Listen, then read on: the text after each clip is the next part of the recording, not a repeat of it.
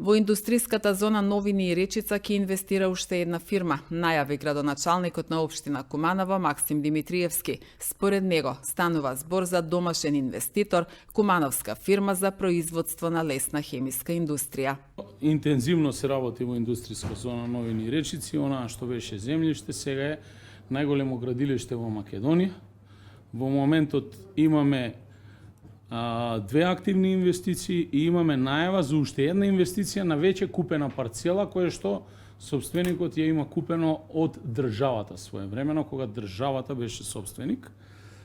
Тоа е кумановска фирма, домашна. Вчера разговаравме, значи кој што бара исто така да му се изгради пристапен пат до инвестицијата која што ја планира и проширување на неговите производствени капацитети за производство на лесна хемија. Инаку, Lidl тоа што го работи е најголем проект во државата со над 80 милиони евра.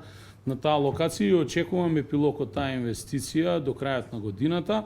Ние како општина таму преку унгарскиот кредит инвестираме приближно 4 милиони евра во инвестиција.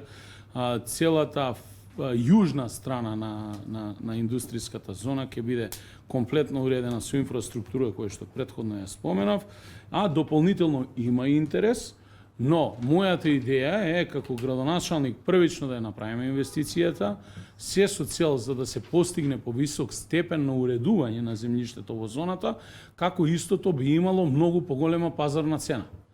Преведено, кога немаше инфраструктура, сето тоа се продаваше по 1 евро од метар квадратен.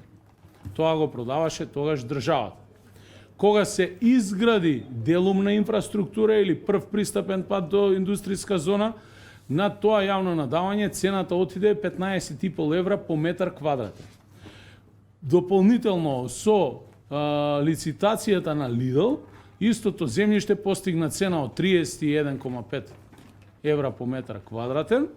И јас очекувам дека со реализација на оваа инфраструктура, не можам да тврдам, најмалку ќе се покачи 40 до 50 евра по метар квадратен. Зошто општината да продава нешто во моментов ефтино, кога по завршување на тој проект, следна година може да го продава многу поскапо и 80% од тие пари влегуваат во општински буџет и се реинвестираат, а по дефолт и државата парите што ни ги дава од унгарскиот кредит, 20% се враќаат назад во државата. Ви благодарам на сугестијата.